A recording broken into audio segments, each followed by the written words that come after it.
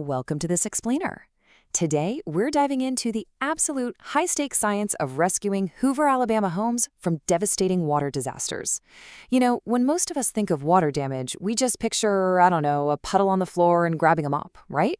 But as we're going to see, properly saving a home from water intrusion, especially in this crazy humid climate, is nothing short of an applied science rescue mission. Here is the absolutely crucial thing to remember. In Alabama's notorious humidity, you really only have about 48 hours. And honestly, sometimes it's just 18 hours in the dead of summer. That's all the time you have before a small, seemingly harmless leak turns into a massive, microscopic mold factory. It's literally a ticking clock. Every single hour that takes by after a pipe bursts or a storm floods your basement is an hour closer to serious secondary structural damage. So, let's just quickly map out our agenda for today. We'll be looking at Hoover's unique water threats, the ticking clock, the 3 water categories, the scientific drying process, and finally, navigating the insurance maze. All right, starting off with Section 1, Hoover's unique water threats. Hoover actually sits in this really unique transition zone right between the Appalachian foothills and the coastal plain. And what does that mean for your house? Well, it means expansive clay soil. When it rains, this clay doesn't just let water drain away. No, it absorbs it, swells up like a giant sponge, and holds all that moisture right against your home's foundation. This creates what's called hydrostatic pressure. It's a tremendous, totally relentless force that literally pushes groundwater right through solid concrete basement walls and floor cracks. And the crazy part is, this threat changes completely depending on your exact zip code. It's definitely not a one-size-fits-all problem. Take older established neighborhoods like Rocky Ridge, built back in the 60s and 70s. There, the main culprit is usually aging galvanized plumbing that just suddenly bursts.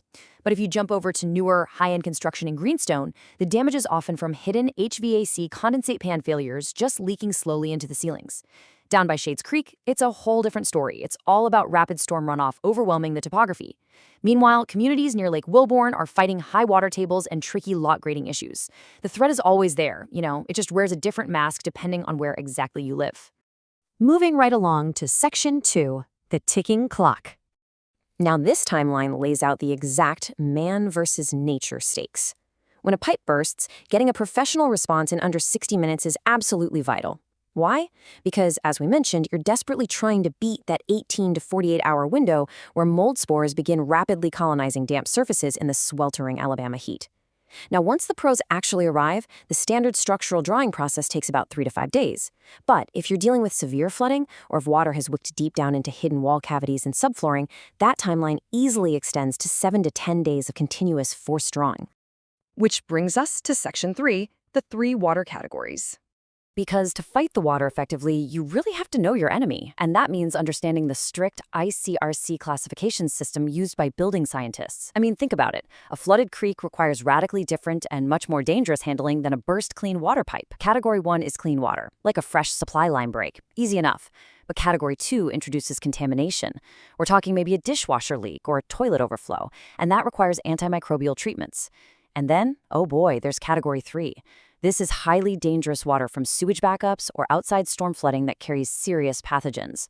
Handling this requires specialized personal protective equipment, total removal of porous materials, and incredibly strict EPA disposal protocols. Misidentifying the water category doesn't just ruin a home, it literally puts the occupant's health at serious risk. Let's look at Section 4, the scientific drying process. So once the threat is accurately identified, it's time to swap out those mops for applied building science. Now, you might be wondering, why do DIY methods fail so miserably here? Well, attacking an Alabama summer flood with a basic 5-gallon wet vac and opening a window is like trying to empty the ocean with a teacup.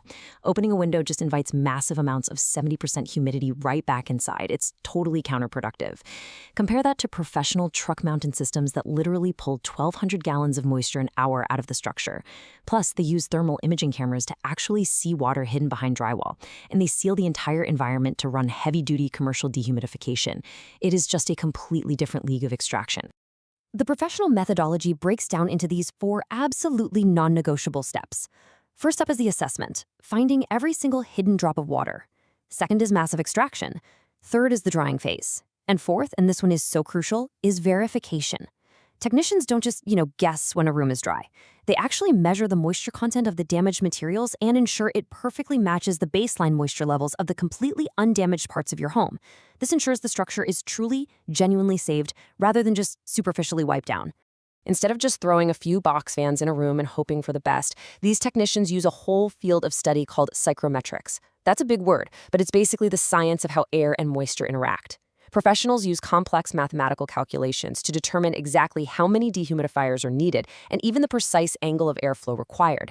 They do this to beat the ambient Alabama humidity and physically rip that trapped moisture out of drywall, insulation, and framing. It's precise, highly calculated evaporation. Finally, we arrive at Section 5, Navigating the Insurance Maze. So, how does all this intense scientific approach actually translate into getting your insurance claim approved without a brutal fight? Well, because insurance adjusters demand absolute, undeniable proof before they ever cut a check, professional technicians meticulously document every single drop of extracted water. They build this huge arsenal of documentation. We're talking thousands of pre-work photographs, thermal imaging heat maps showing all that hidden water, daily psychrometric moisture logs proving the drying progress, and paperwork showing full compliance with those strict IICRC building standards. They do all this heavy lifting so you, the homeowner, don't have to play translator between complex restoration language and super strict insurance policy terms. Now, this insight here is incredibly important. Incomplete drying doesn't just smell bad, it actively destroys your largest financial asset. And here's the kicker. Under Alabama law, sellers are legally required to disclose known mold issues to any future buyers. So that means a poorly dried DIY job today can easily void a real estate contract or drastically reduce your property value years down the road. Getting a certified, scientifically dried home directly protects your future resale value. It's a no-brainer. We've really seen how things like hydrostatic pressure, intense summer humidity, and hidden wall cavities can turn a tiny leak into an absolute structural nightmare. So, knowing the rigorous building science and the rapid response required behind a true rescue mission, if a pipe bursts tonight, are you prepared to beat that 48-hour clock?